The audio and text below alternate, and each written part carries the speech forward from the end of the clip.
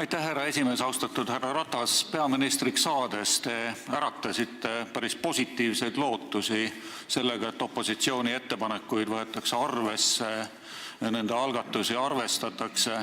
See ei ole meil päris nii läinud, nagu meie oleme tahtnud, aga me jätkuvalt pakume lahendusi erinevates küsimustes ja üks neist on see avaliku raha suunamine siis PBK-le, mis on omandanud mõõtmed, mis ei ole kindlasti meie rahvuslikes huvides kuidagimoodi. Me oleme pakkunud välja ühe lahenduse ja ka koalitsioonipartnerid on öelnud, nii IRL-i kui sotsiaaldemokraatide esindajad, et selline asi, kuidas Tallinna linn seda raha suunab, ei lähe kohe mitte.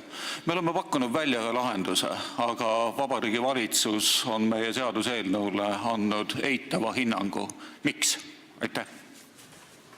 Austatud Riigikogu esimees, Riigikogu liikmed ja küsija, head infotunnis osalejad, et minu meelest see on juba väärtus omaette, härra Herkel, et me saame öelda ju, et see lootuse küünal veel põleb, et leida seda ühisosa. Teie küsimuse algus oli juba nii kurja kuulutav, aga mulle tundub, et see lõpupool tuli niimoodi positiivsena välja, et äkki ikkagi seda ühisosa on võimalik leida. Mina arvan, et me oleme tegelikult Vabaerakonnaga väga mitmetes teemades debateerinud just selles suunas, et leida seda ühisosa. Vastates siin Riigikogu ees teie arupärimistele või infotunnis küsimustele, ma olen üsna sageli öelnud täiesti siiralt, et need on väga olulised teematõstatused Eesti ühiskonnas. Teadus-arendustegevus, näiteks kaubalaevade Eesti lipu alla toomine ja nii edasi. Nüüd teie küsimusele vastates, et miks või mis oli siis Vabariigi Valitsuse seisukoht, siis tõesti Vabariigi Valitsus andis sellele seisukoha, ta arutas seda oma 5. aprilli istungil, aga ka kabineti nõupidamisel arutasime tõsiselt, sest minu meelest see ettepanek väärib edasi arutamist. Ja peetud istungil siis me andsime oma seisukoha antud eelnõu kohta ning leiti, et valitsus ei toeta Riigikogu Eesti Vabaerakonna fraktsiooni algatatud eelnõu esitatud sõnastuses ja peamised põhjused on eelkõige juriidilised. Kõigepealt punkt 1. Avalike vahendite hea peremeheliku kasutamise tagamiseks sisalduvad juba nõuded teistes kehtivates seadustes. Eeskätt me peame siin silmas kohaliku omavalitsuse korralduse seadust, mida pole siis mõtet dubleerida. Ma arvan, et ka teie ei soovi bürokraatiat juurde toota. Nüüd teiseks, antud eelnõus ühe lausega sätestatud piirangu puhul on tegemist avaliku teabe jagamise ebaproportsionaalse piiranguga.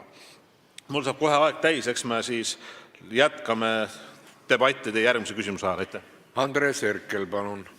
Austatud peaminister, kindlasti ei ole tegemist ebaproportsionaalse piiranguga. Me leiame, et kohaliku omavalitsuse ülesanne ei ole kindlasti mitte telesaadete finantseerimine ja nende raha eest ostmine.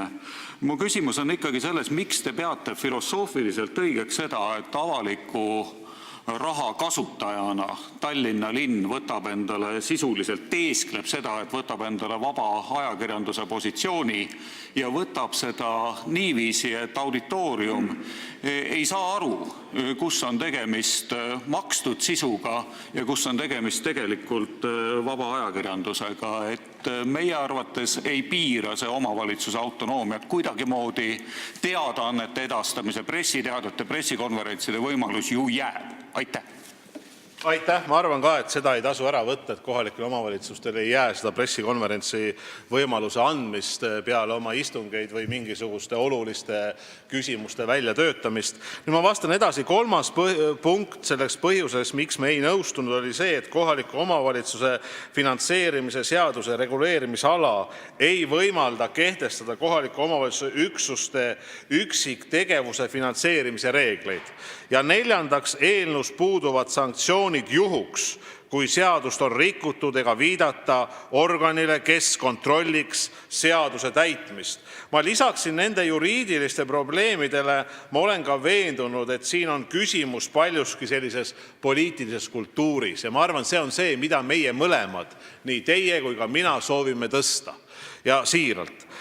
Ja seda poliitilist kultuuri seaduse paragrahvi või lõikega, ma arvan, et seda on ülikeeruline muuta.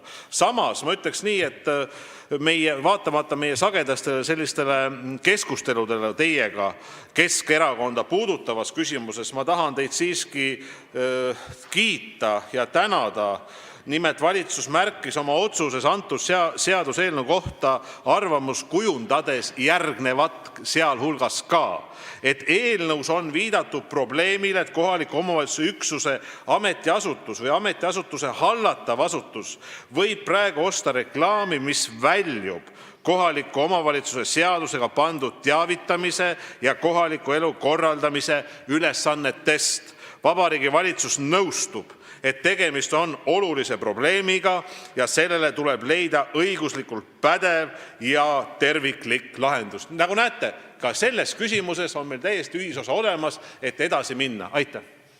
Urmas Kruuse.